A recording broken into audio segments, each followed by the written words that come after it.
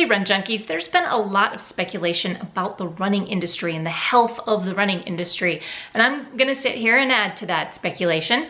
There's a question about whether or not the sport of running, the industry of running, is losing popularity. We are seeing a few signs of this. We're seeing fewer sellout races. We are seeing some brands completely go out of business. And we're seeing major franchises get bought by even bigger franchises. So the question I have for you today is this: is the running boom over?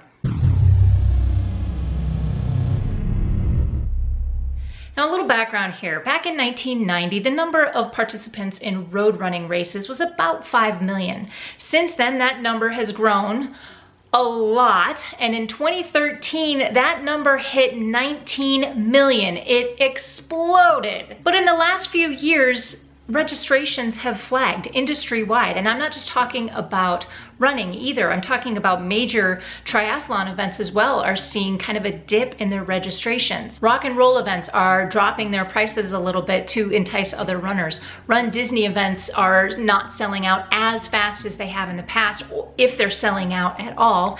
And Ironman events, they're even dropping a few of the 140.6 mile events in favor of the half Ironman. Now, last year, the Wall Street Journal published an article that kind of blames one particular generation for this running boom being over, that color runs and donut dashes and bubble runs are kind of the new competitive spirit.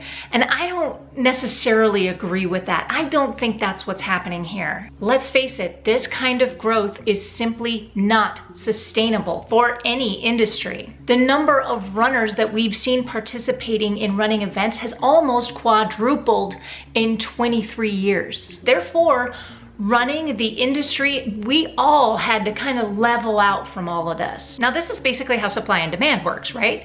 Now, let's think about what was happening in 1990. We had a high-tech boom that really just changed the face of how we consume data and technology, and it was just at the forefront of everybody's consciousness back in the early 90s. Well, you have people that are building that industry in highly stressful jobs. So we started to see doctors prescribe exercise as a means of coping with that stress.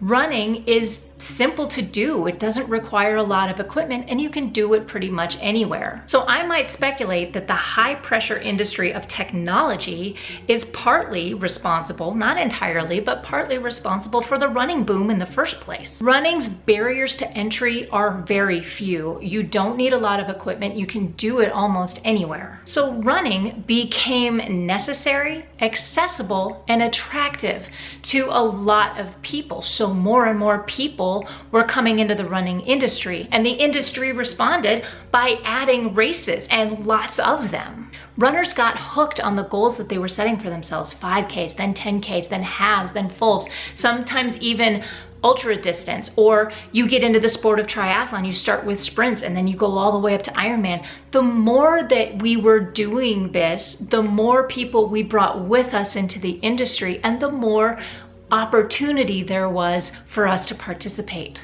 until our bucket list got as long as the porta potty line. The trouble is, though, what happens when we start checking those bucket list items off? Well, for some, it doesn't make much of a difference. They're just gonna keep doing as many races and keep training and keep running and do as many as possible. But for many of us, myself included, it becomes almost a one and done kind of concept, or it's, I can't afford to do this all the time. And I'm not talking financially either. It's hard to train for these longer distances. It's time consuming, and yes, it is financially expensive, but it takes a lot of time and energy that, we all have lives. The running boom represents so many people making awesome changes for themselves. They're embracing a healthy lifestyle. They are embarking on a journey toward fitness and health. The subsequent fall off in numbers in race registrations doesn't tell me that we don't care about that anymore. Now, some will complain that the industry just got so expensive because the registrations kept going up,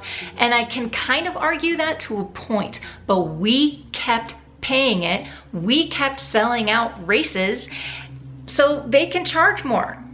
I think all this is that we've reached a saturation point. What we decided was that we don't have to do all of these races all the time. I'm not worried. I don't think the running industry is either. In fact, I'm pretty sure they're breathing a sigh of relief now that we've reached some kind of cruising altitude. The diehard runners are going to stick around. We're not quitting anytime soon. Race organizers and the running industry will not quit on us. The running boom was a great thing for all of us, for participants, race organizers, and the industry as a whole. It's not going anywhere. So the question remains, is the running boom over? Will we start to see drops in participation levels? Yes, possibly, but we're not going to see a dramatic drop off. Is it a problem that the running boom is over?